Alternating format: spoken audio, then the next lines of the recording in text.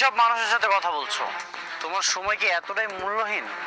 দেখেন না, ওর কপাল কত ভালো, শুধু কপালে হাজার হাজার হাজার হাজার কোটি টাকা আসতেছে। অনেক বাইরে বলেন তার স্ত্রীকে একদল মাস্তান কিডন্যাপ করছে। ও নিজের টাকা দিয়ে সব কিছু উল্টাপাল্টা ভাড়া করছে, কিডন্যাপ করেছে। অনেক ভাই আপারে কিডন্যাপ করতে গেছে। অনেক ব্যথা লাগতেছে রে। আমার হাজবেন্ড কোথায়? তোমার এই কি অবস্থা? আমি অভিযোগ তোলার ব্যবস্থা করছি, আপনি ওকে ছাড়ার প্রস্তুতি নিন। আর একটু সহ্য করো, আমি তোমাকে এখান থেকে বের করবই। আপনার ভালো ভাই, এক বউ যাইতেছে আরেক বউর কাছে আপনার নামে অভিযোগ তুলে নেওয়ার জন্য।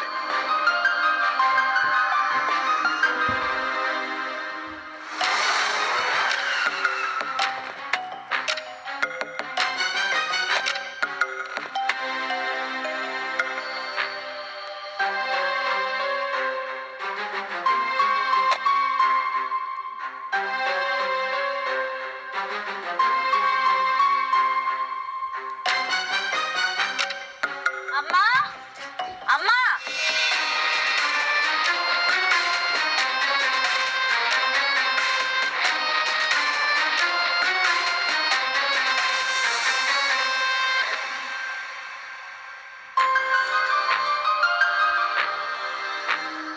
বাহ বাহ বাহ বাহ বাহ, হেব্বি তো। গরিবের ঘরে হাতির পাড়া। বাহ, তা কি মনে করে আপনারা আমার বাড়িতে চলে আসলেন শুনি? আসতে বাধ্য হলাম। কেন করছো তুমি এসব? কি চাও? একজন কিডন্যাপারের লগের থেকে ভালো আর কি করা যায়? আমি যাই না বুঝে মামলাটা করছি। ওর জন্য উপযুক্ত জায়গা হলো পুলিশ আর থানা। তুমি কিভাবে ভাবলে অনেক তোমাকে কিডন্যাপ করবে? কে বলেছে তোমাকে এসব? যারা করাইছে তারাই কইছে। আমি আমার সন্তানের নিরাপত্তা চাই। আমার সন্তান পৃথিবীতে আইব না, এর নিরাপত্তা দিব কি? তুমি আমাকে আর অনেককে আলাদা করার জন্য মামলা করেছো, তাই না? নিজে তো হারাইছই, এখন আমাকে আর অনেককে আলাদা করার জন্য মিথ্যা মামলায় ফাঁসাইছো। একদম মুখ সামলা কথা বলবেন বৃষ্টি। আমি না আপনাকে মতো জঘন্য বড় লোক না যে রাজনীতির চাল খেলতে গিয়া মানুষের জীবন নষ্ট করে দিব। যেইটা আমার সাথে ঘটছে আমি ঠিক সেইটাই করছি। তুমি যদি আজকে অনেকের প্রথম স্ত্রী না হতে না, তোমাকে অনেক কিছুই জবাব দিতাম।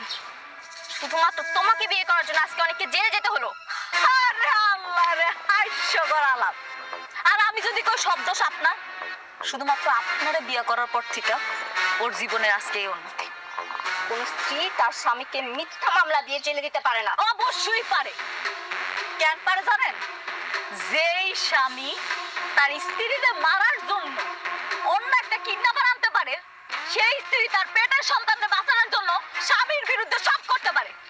তুমি বুঝতে পারছো না, অনেক তোমাকে কিডন্যাপ করেনি মেঘলা। তো ভালোই, ভালো না? আমারে যেহেতু কিডন্যাপ করে না, এটা তো পুলিশ বুঝা লইব। আমার কাছে আনার দরকার কি আপনাকে? আপনারা বড় লোক মানুষ, বিরাট কারবার জান না, আপনাকে বিরাট কারবার দেখান। আমার এখানে আসার তো কোনো দরকার নেই। জান, তুমি মামলা তুলবে না, তাই তো? ঠিক আছে, বুঝতে পেরেছি। আমিও দেখব তুমি আর কতক্ষণ অনেককে জেলে রাখতে পারো। আমি তো ওকে মুক্ত করেই ছাড়ব, দেখিনি।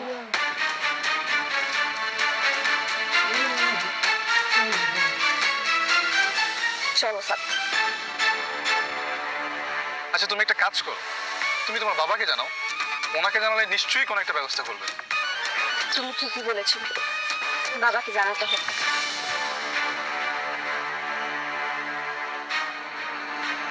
আরে ব্যাপারটা একটু যাচাই বাছাই করে নিতি।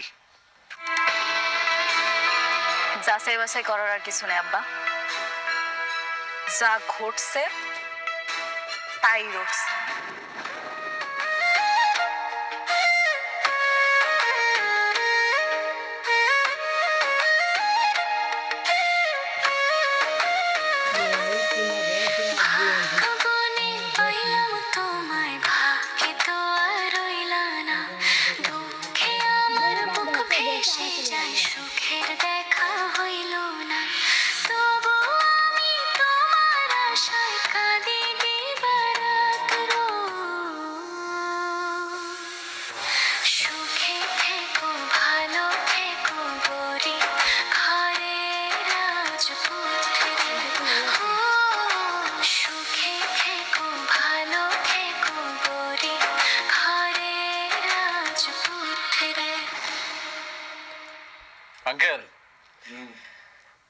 হাজার হাজার কোটি টাকার মালিক হয়ে যাচ্ছে।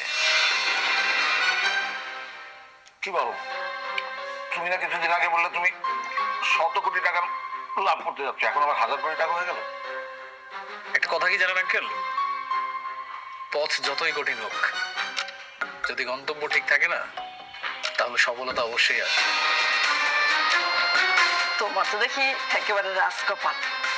অনেকে চাইতে তোমার কপাল অনেক ভালো বাবা। আর আন্টি, হুম? আমি একটা সিদ্ধান্ত নিয়েছি, খুব দ্রুত আমি বিয়ে করব। আলহামদুলিল্লাহ। বাবা, সিদ্ধান্ত যেহেতু নিছো, আমরা কিন্তু তোমার আর এই আমার মেয়ের বিয়েতে আমরা একদম ধুমধাম করে আয়োজন করবো, অনেক বড় আয়োজন করবো। কিন্তু আঙ্কেল, আমি তো শান্তাকে বিয়ে করবো না।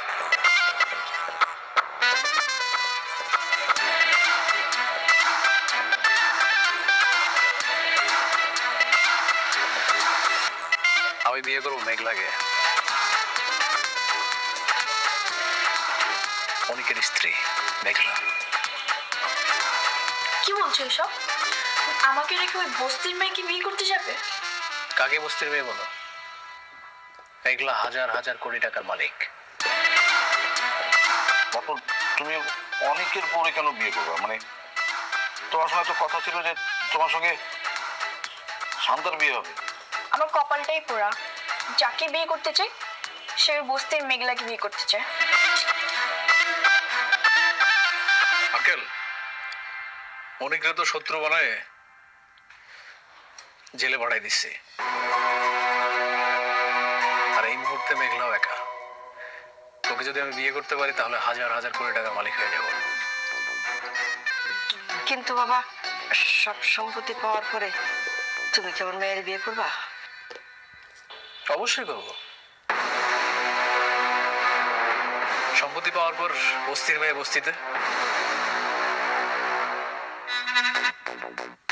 দেখো রাতুল, আমার ভাতিজারে কিন্তু খুব সাবধানে হ্যান্ডেল করবে।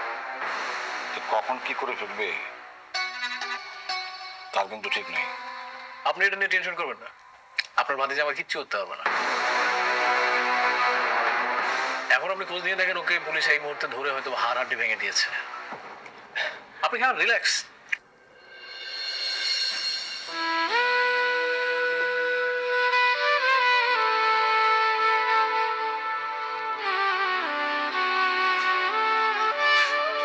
অনেক, পুলিশ যখন তোমাকে অ্যারেস্ট করলো, তুমি সাথে সাথে আমাকে কেন কল করোনি? পুলিশ তোমাকে মেরে আহত করলো, আমি যদি জানতে পারতাম তোমার এই অবস্থা কোনো মতেই আমি করতে দিতাম না। বাবা, সবকিছু হঠাৎ করে এমন ভাবে হয়ে গেল, আমি কিছুই বুঝতে পারিনি। যাকে আমি বাঁচানোর জন্য ছুটে গেলাম, সে আমার নামে মামলা দিয়েছে, সেই আমাকে পুলিশের কাছে ধরিয়ে দিয়েছে। অনেক, তোমাকে নিয়ে আমি আর পারছি না। একটা বস্তির মেয়ে বিপদে পড়েছে, তার বিপদ উদ্ধার করার জন্য কেন তোমাকে ছুটে যেতে হবে? বাবা, আমি ওকে যেতে বলেছিলাম। তার মানে তুই অনেককে তোর সতীনের কাছে পাঠিয়েছিস? আচ্ছা, ওকে যে পাঠালি ওখানে, যদি ওর বড় ধরনের কোনো বিপদ হতো? ভেবেছিলাম একা একটা মেয়ে বিপদে পড়েছে, সাহায্য করা দরকার। ও তো যেতে চায়নি, আমিই জোর করে পাঠিয়েছি। এখন বুঝতে পারছি কত বড় ভুল করেছি। সব দোষ হচ্ছে তোর। খবরদার অনেককে কারো কথায় আর কোথাও পাঠাবি না। অনেক, হও, আর এখন থেকে সাবধানে থেকো। হ্যাঁ,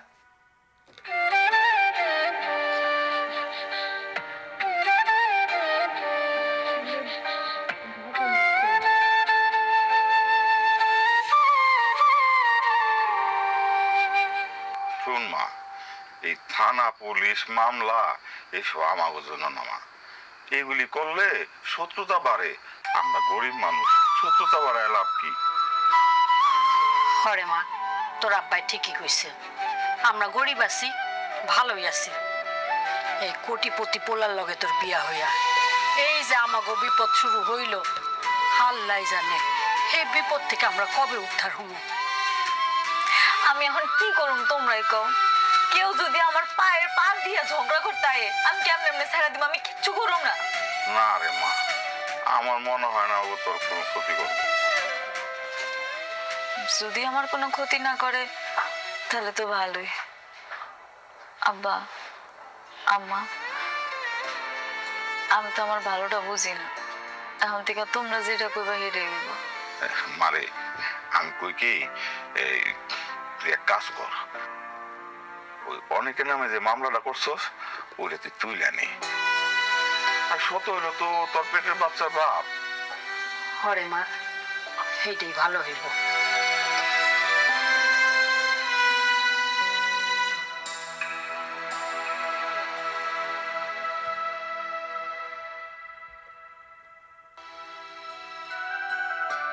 স্যার, আসসালামু আলাইকুম। ওয়ালাইকুম আসসালাম, বসেন। জি বলেন।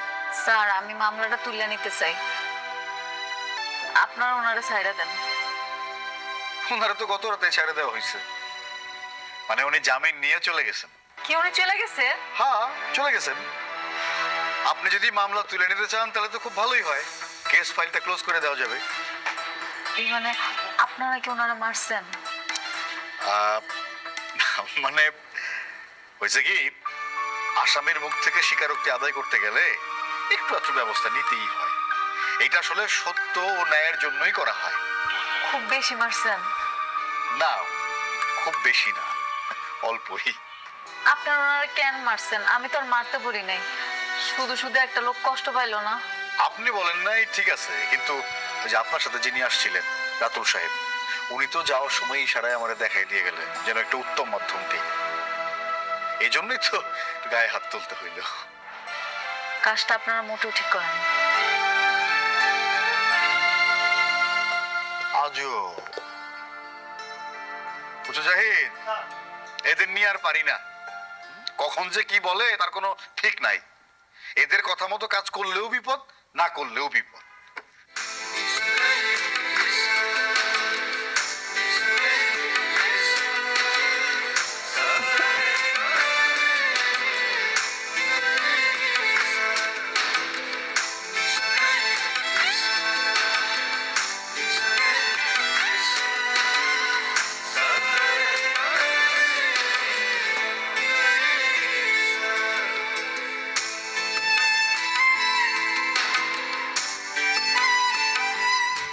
কি হয়েছে তোমার?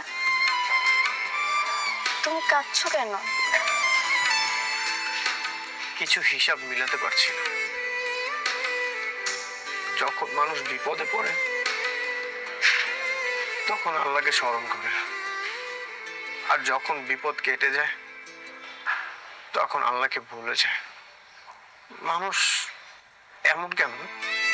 তুমি এসব ভেবে কান্না করছো? একটা মানুষ এতটা অকৃতজ্ঞ হয় কিভাবে? মেঘলার কথা বলছো? হ্যাঁ, আমি মেঘলার কথাই বলছি। জান, আমার জীবনে আমি কখনোই কাউকে ভালোবাসিনি। তুমি আমাকে কতবার প্রপোজ করেছিলে, তাও তোমাকে আমি ভালোবাসিনি। তোমার প্রপোজাল আমি অ্যাকসেপ্ট করিনি। আমার একটা ইচ্ছা ছিল, আমি যখন বিয়ে করব আমি আমার বউকেই ভালোবাসবো, আর তার জন্য আমার সব ভালোবাসা আমি জমা রেখেছিলাম। যার সুখের জন্য, যার ভালো থাকার জন্য আমি এত কিছু করলাম, সে এইগুলার এই প্রতিদান দিল। আমার এত উপকারের প্রতিদান এত জঘন্যভাবে আমাকে ফেরত দিল। তুমি এসব ভেবে কষ্ট পেও না। যত ভাববে তত কষ্ট বাড়বে। তুমি ওকে ভুলে যাও। হ্যাঁ, আমি ওকে ভুলে যাব। আমি ওর কথা ভেবে কেনই বা কষ্ট পাবো? তুমি আমার পাশে আছো না? তুমি থাকলে আমার আর কাউকে প্রয়োজন নেই। আমি সারাটা জীবন তোমার সাথে থাকবো। তোমার বিপদে আপদে তোমার পাশে ছায়া হয়ে থাকবো।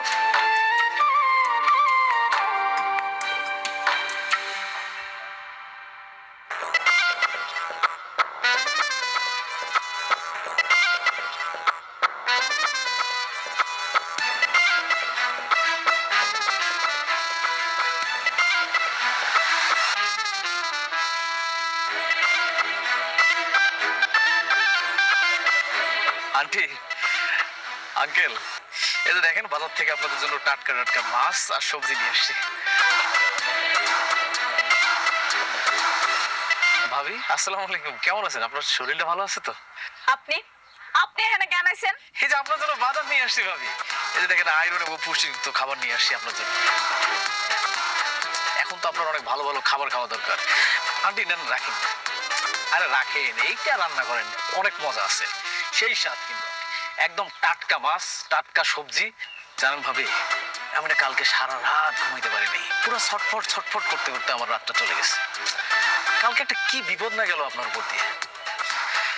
আমার না কি মনে হয় জানেন ভাবি, মাঝে মাঝে মনে হয় যে সবকিছু ছাইড়া দিই, ছাইড়া দিয়ে আসে আপনার বডিগার্ড হয়ে থাকি। আমার কোনো বডিগার্ড লাগবে না। কি বলেন ভাবি? আপনার বডিগার্ড না লাগুক, কিন্তু একটা দায়িত্ববান লোক তো আপনার পাশে থাকা দরকার। এই যে দেখেন আপনার বাবা অসুস্থ, আপনি নিজে মা হতে চলছেন, আপনার চারপাশে শুধু বিপদ আর বিপদ। এই মুহূর্তে আপনার একটা দায়িত্ববান লোক থাকা খুবই জরুরি দরকার। এই জন্য আমি বলতেছি আপনার আমি দায়িত্ব নিতে চাই। না, আমার লাগবে না তো, আমার কারো লাগবে না। আমি কাউরে বিশ্বাস করতে পারি না, আপনি বুঝেন না? এই যে ভাবি, আপনি একজন বেইমানি করছে, তার কথা এখন আমাদের সবাইরে দোষারোপ করতেছে। শুনেন, উনি হচ্ছে একটা সব থেকে বড় বেইমান। এই জন্যই তো আমি উনিকের সাথে বেইমানি করছি। উনি এখন আপনারও শত্রু, আমারও শত্রু। আপনিও যে কেমন মানুষ সেটা আমি খুব ভালো করে জানি। জানেন না ভাবি, এটা জানতে হলে এই জানার একটা মন থাকা দরকার। শুনেন, আমি খুবই একটা ভালো মানুষ, আর আমি সবসময় আপনার ভালো চাই। এই জন্য তো আপনার দায়িত্ব নিতে চাই। অনিকের মতো বেইমানি আমি আপনার সাথে করবো না। আপনি যান, ভালোই ভালোই সুন্দর করে কইতেছি, আপনি কি সুন্দর করে চলে যান। আপনার কোনো কথা শোনার বিন্দু মাত্র রুচি এখন আর আমার নাই। যান। আমিও চাই না ভাবি আপনার এই মুহূর্তে আপনার এমন কথা বলে যাতে আপনি রাগ হয়ে যান। যাই, কিন্তু আবার আসবো। যাওয়ার আগে একটা কথা বলে যাই ভাবি, আপনি আপনার কোম্পানির দায়িত্বটা ছাইড়েন না। এই মুহূর্তে আপনার ক্ষমতা থাকা দরকার। না, দরকার নেই, আমার কোনো ক্ষমতার দরকার নেই। কেন দরকার নেই জানেন? আপনাকে মতন আমি লুবি না, আমি একাই অনেক ভালো আছি, আমার কোটি টাকার প্রয়োজন নাই। ভাবি, আপনি ভালো মানুষ, কিন্তু অনেক কিন্তু একটা বেইমান। ও কখন কোথায় কি চাল চালবে আপনি কিন্তু নিজেও কল্পনা করতে পারেন। আপনি কি যাইবেন এখান থেকে? যান কইতাছি। ভাবি, এইটা প্রতিবাদ করতে গেলেও আপনার কিন্তু ক্ষমতার দরকার আছে, এই কথাটা আমার মনে রাখেন। থাকেন, আসি। এই খারান, এদিকে আন। আম্মা, ওনার এই জিনিসপত্র এটি দিয়া দাও।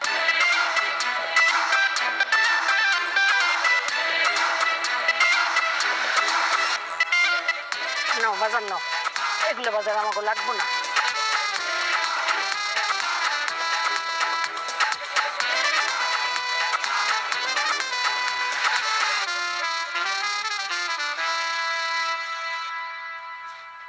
মারে, আমার মনে হয় পোলাটা একটা কথা কিন্তু ঠিকই কইছে, তুই কোম্পানিটা ছাড়িস না। বাঁচতে হইলে না মানুষের দুইটা জিনিসের খুব দরকার, একটা হলো টাকা, আরেকটা হলো ক্ষমতা।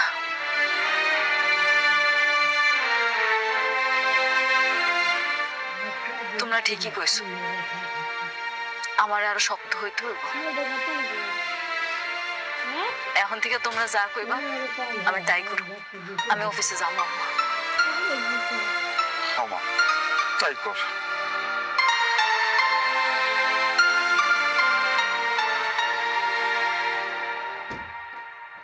সেলিম সাহেব, সেলিম সাহেব, লোকজন সব কোথায়? কাজ অফ কেন? স্যার, সালিমা বিল্ডার্স গ্রুপের লোকজন এসে আমাদের সাইডে যত লোক আছিল সব নিয়ে চলে গেছে স্যার। শালিমা বিল্ডার্স থেকে লোক এসেছিল? মেঘলা নামের কেউ এসেছিল নাকি ওর ম্যানেজার এসেছিল? না স্যার, ওরা কেউ আসেননি স্যার। রাতুল সাহেব আইসা সব নিয়ে চলে গেছে স্যার। রাতুল এসেছিল? তোমরা কিছু বলোনি? স্যার, আমি কি করবো স্যার? সালিমা বিল্ডার্স লোকজন আইসা বললো যে ডবল বেতন দেবে, তার লোকজন শুই নাই, সব চলে গেল স্যার। তার মানে মেঘলা সবকিছু করাচ্ছে? হতে পারে স্যার। রাতুল সাহেব বললো আপনারা নাকি ম্যাডামের অনেক ক্ষতি করছেন, তারই প্রতিশোধ নিচ্ছে। আরো বললো আপনাকে নাকি স্যার পথে বসাই দিব। মেঘলা,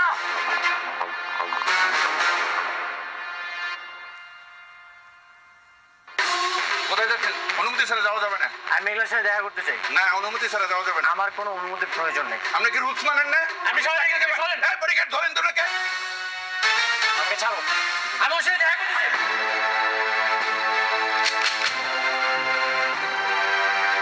ওনার সাইডে দেন।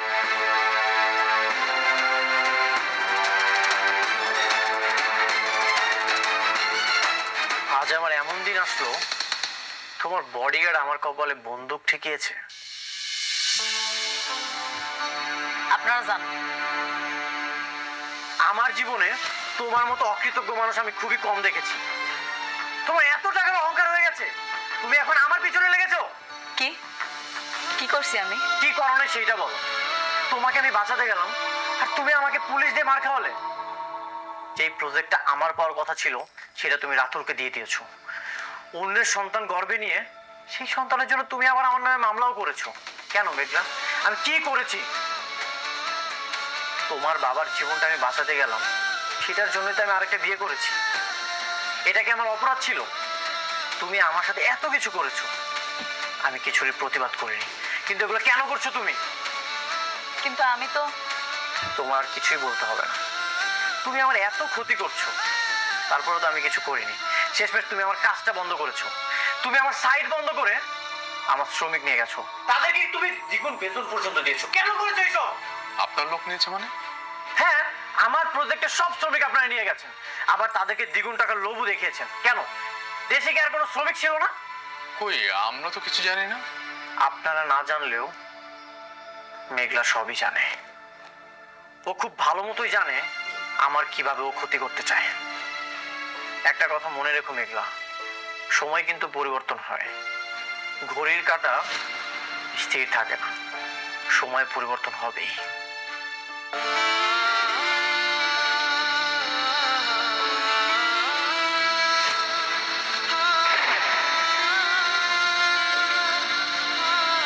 ম্যাডাম, আপনি মন খারাপ করবেন না।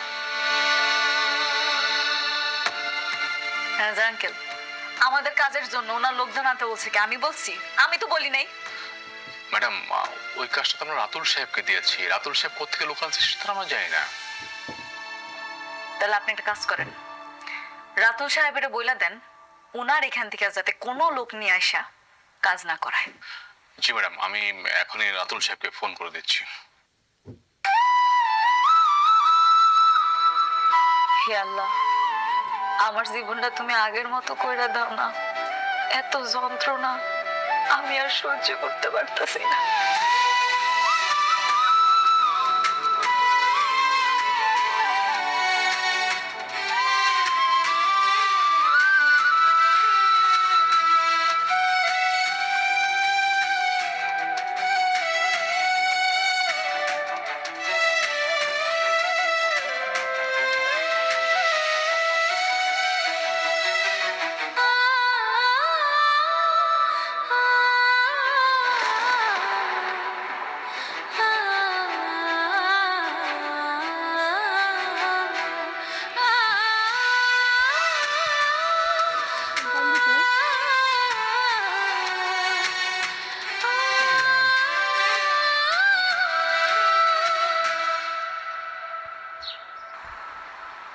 আপনার বাচ্চার বাবা যদি সত্যি সত্যি আপনার স্বামী হয়, তাহলে ডিএনএ রিপোর্ট আলাদা হলো কিভাবে?